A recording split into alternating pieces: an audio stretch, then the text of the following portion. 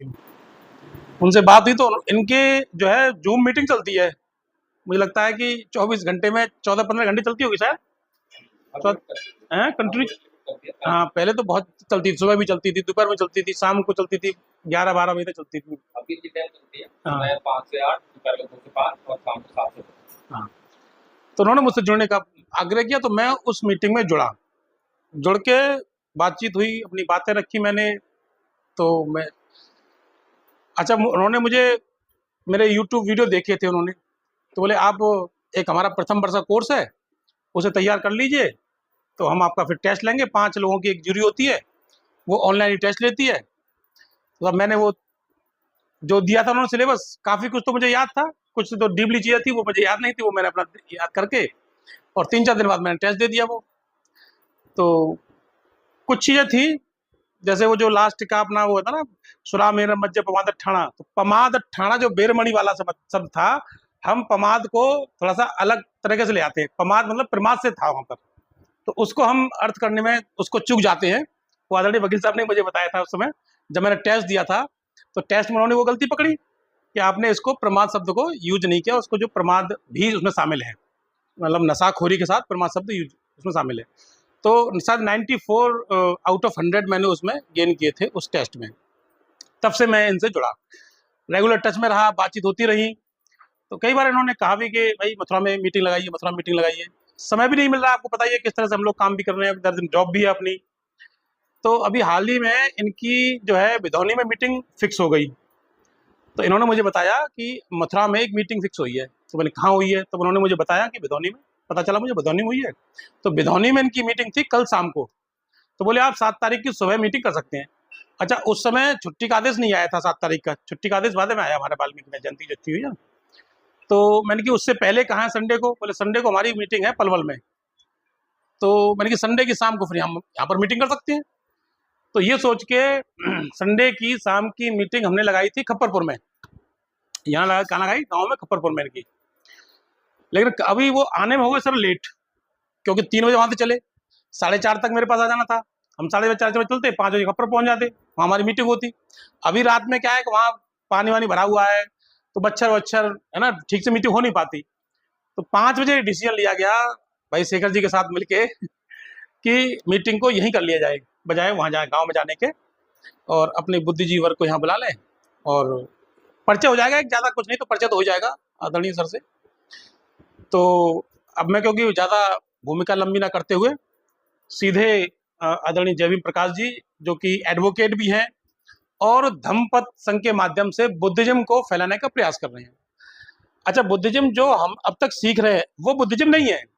जैसे मैं भाई साहब से कहूँगा, भाई साहब हम लोग बुद्धिज्म के लिए काम करते हैं, तो भाई साहब सीधे मुझसे कहेंगे हाँ भाई साहब मैं भी देवी देवताओं को पूछता नहीं हूँ। वो हम लोग जो समझ रहे हैं केवल यही समझ रहे हैं कि देवी देवताओं को पूजना ही बुद्धिज्म है। एक्चुअली बुद्धिज्म वो है ही नहीं। बुद्धिज्म आचरण में उतारने की बात है। जब बाबा साहब ने पहली बार घोषणा की कि मैं अब धर्म ग्रहण करने जा रहा हूं और लोगों से जब अपील की, तो बाबा साहब ने उसमें भी स्पष्ट कहा था कि अंध भक्तों की भीड़ बनके मेरे साथ धर्म ग्रहण करने मत आ जाना।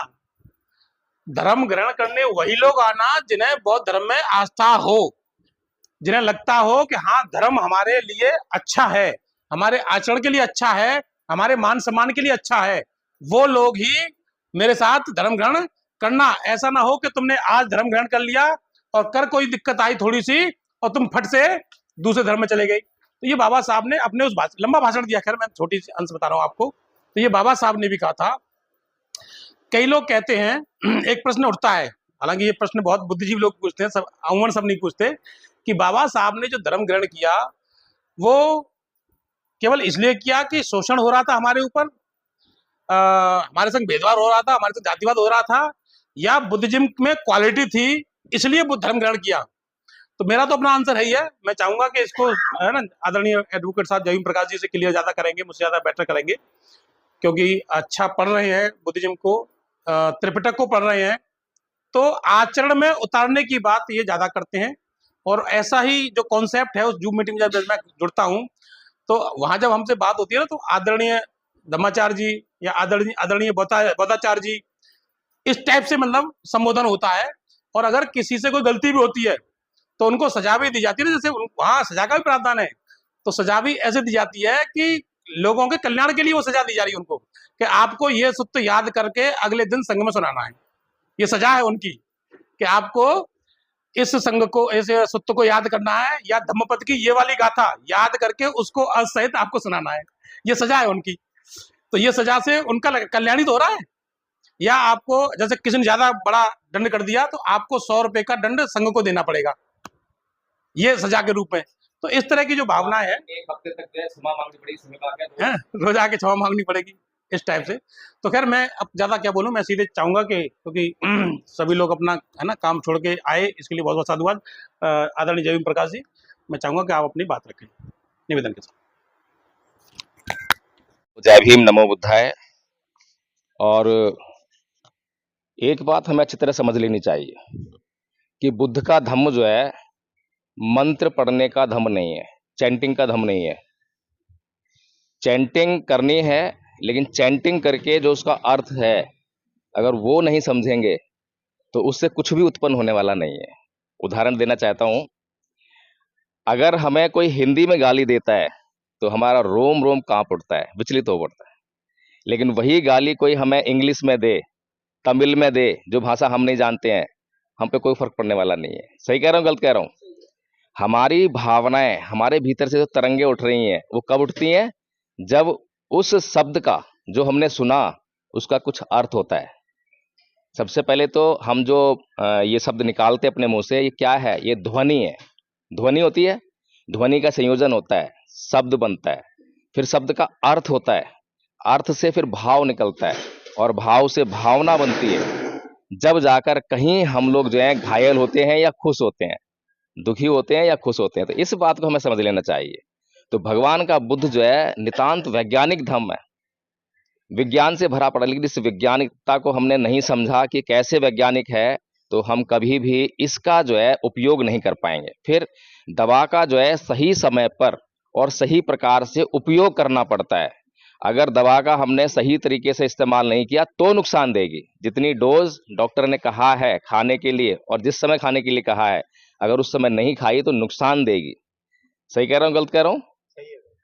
इसी प्रकार से परम पूज्य बाबा साहेब डॉक्टर भीमराव अंबेडकर अगर अपने समाज के लोगों को बुद्ध का धम्म देते हैं, और बुद्ध ये कहते हैं कि नाही वेरेन वेराणी समन्तित गुदाचनं अवेरेन च समन्ति ऐस धम्मो सनातनो, कि वैर से कभी वैर शांत नहीं होता।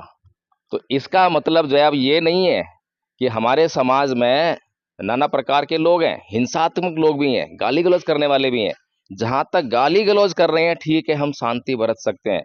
लेकिन जब वो हिंसा करने पर उतारू आ जाएं, हमारे घर की जो महिलाएं हैं उनकी इज्जत पर बात बनाए, हमारी संपत्ति को कोई लूटने की बात करे, तब क्या करें? ये समझने वाली बात है। अब धम्म की भी रक्षा करनी है कि हमारे पास से हमसे कहीं अधर्म ना हो जाए, और धर्म का भी पालन करना है ना। तो फिर कैसे करें, कैसे निश्चित करें? बुद्ध कह रहे हैं नाही वेरेन वेराणी समन्तित्वाचनं अवेरेन च समन्ति ऐस धम्मो सनातनो। एक एक बात में वो अहिंसा की बात कर रहे हैं, हिंसा की तो बात ही नहीं कर रहे हैं। तो कैसे बचें? क्या बुद्ध का धम्म जो है नितांत कायरता वाला धर्म है कि सरेंडर कर दो? नहीं, क्योंकि बुद्ध के पास जो है दो मौके ऐसे आए, एक तो राजा बिम्बिसार और एक राजा प्रसेनजी का, राजा प्रसेनजीत और एक सिंह सेनापति का, दो मौके ऐसे आए जब उनको इस बात का निर्णय करना पड़ा कि हिंसा करनी चाहिए या नहीं करनी चाहिए। राजा सिंह सेनापति कहता है बुद्ध से आकर कि हे तथागत, मेरे राजा ने मुझे आदेश दिया है कि मैं राज्य में शांति स्थापना करूं, और यहाँ पर उपद्रवी लोग हैं। उपद्रवी लोग जो हैं वो ऐसे आराम से नहीं मानते हैं, उनके खिलाफ हथियार उठाना पड़ता है। तो फिर भगवान बुद्ध कहते हैं कि भाई न्याय की स्थापना के लिए अगर तुम्हारे भीतर किसी के प्रति कोई कटुता नहीं है, द्वेष नहीं है, घृणा नहीं है, ईर्ष्या नहीं है, और आप जो है समाज के कल्याण के लिए अगर वो हथियार उठाते हैं रक्षा के लिए, शांति स्थापना के लिए, तो आप जो है अन्याय नहीं कर रहे हैं। तो इसलिए बुद्ध जो है हमें सुरक्षा से वंचित नहीं कर रहे हैं, ये हमें भूल जाना चाहिए।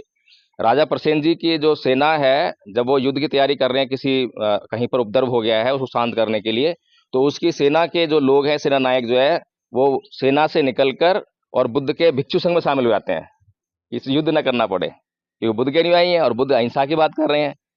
तो राजा प्रसेन जी को पता लगता है, तो राजा प्रसेन जी जो है बुद्ध के पास आते हैं और बोलते हैं कि तथागत, अगर इस तरह से सारे लोग जो है राजकीय कार्यों में लगे हुए लोग जो हैं अगर भिक्षु बन जाएंगे तो आप जो है ये धम्म का प्रचार प्रसार नहीं कर पाएंगे, उपद्रवी लोग आपको नहीं करने देंगे। तो भगवान बुद्ध ने उसी समय एक नियम बनाया कि राजकीय कार्यों में लगा हुआ कोई भी भिक्षु जो है उसकी उपसंपदा नहीं होगी, उसको भिक्षु नहीं बनाया जाएगा। तो भगवान बुद्ध का धम्म केवल ऐसा धम्म है जो नितांत व्यवहारिक है और इसीलिए पूरी दुनिया में फैला है।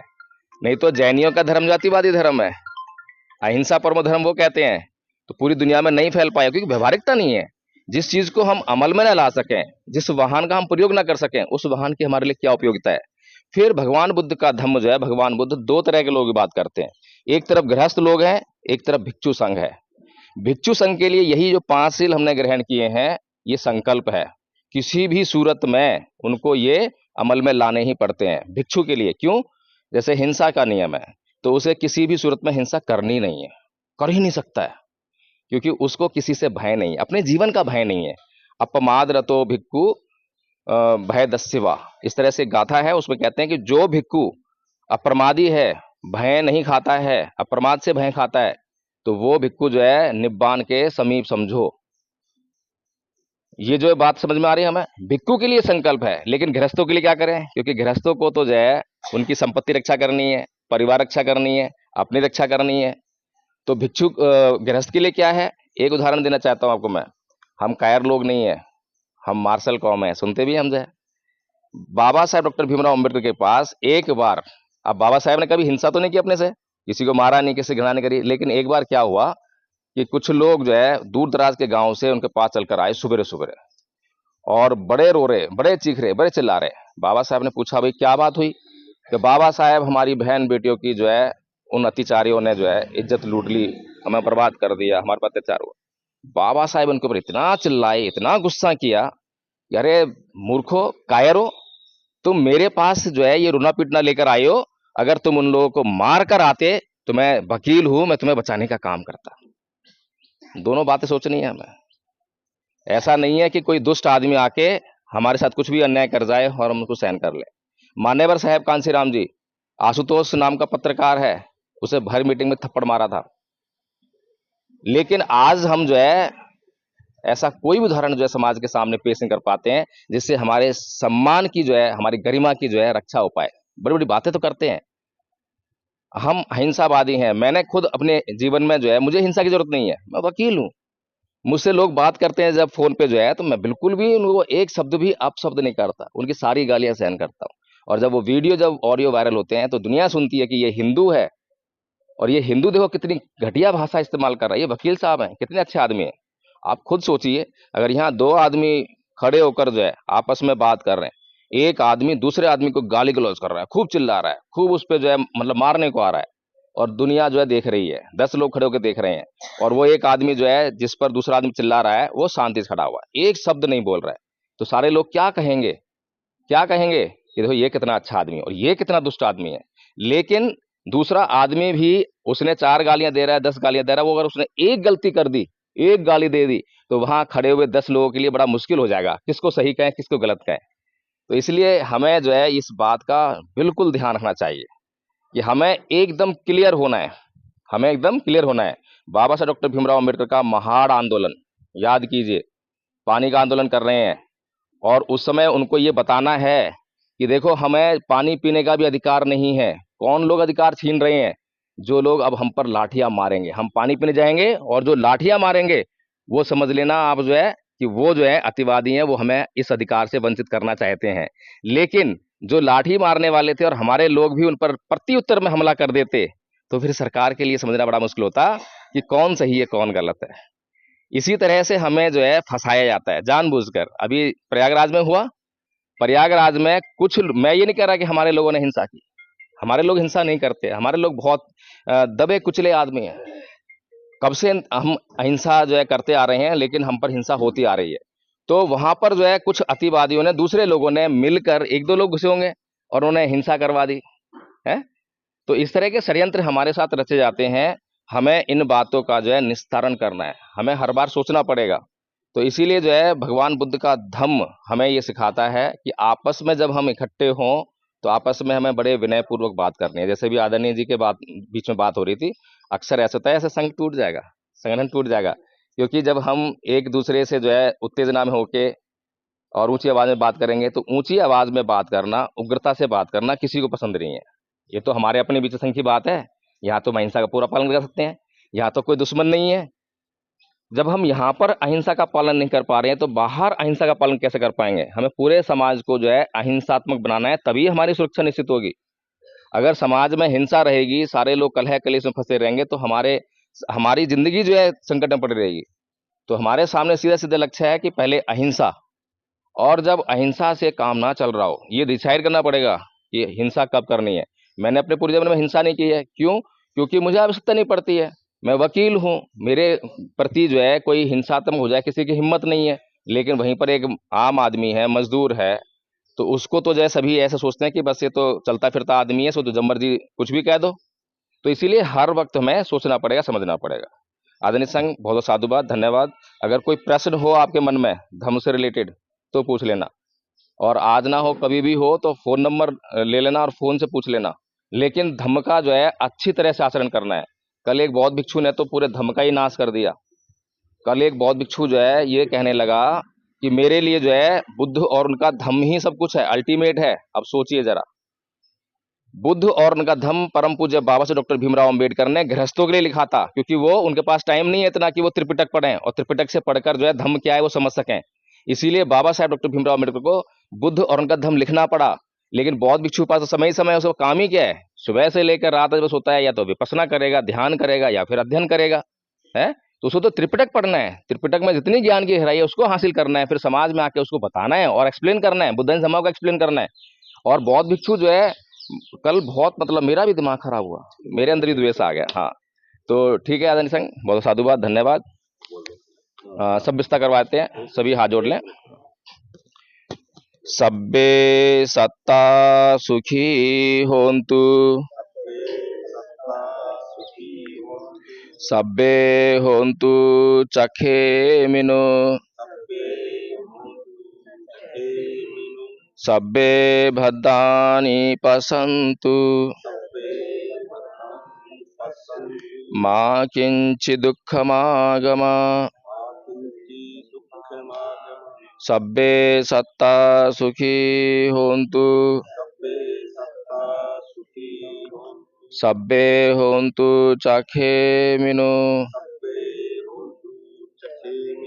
सब्बे भद्राणि पश्यन्तु, मा किंचित् दुःखमागमा, सब्बे सत्ता सुखी होन्तु, सब्बे होन्तु चखेमिनो, सब्बे भद्राणि पश्यन्तु, मा किंचित् दुःखमागमा। इस संसार के किसी भी प्राणी को कोई दुख ना हो। यदि किसी को कोई दुख हो तो उसे अपने दुख दूर करने के लिए एक सम्यक मार्ग मिले, एक सम्यक मार्ग मिले, एक सम्यक मार्ग मिले। भवतु सब मंगलं, भवतु सब मंगलं, भवतु सब मंगलं। साधु साधु साधु। सभी को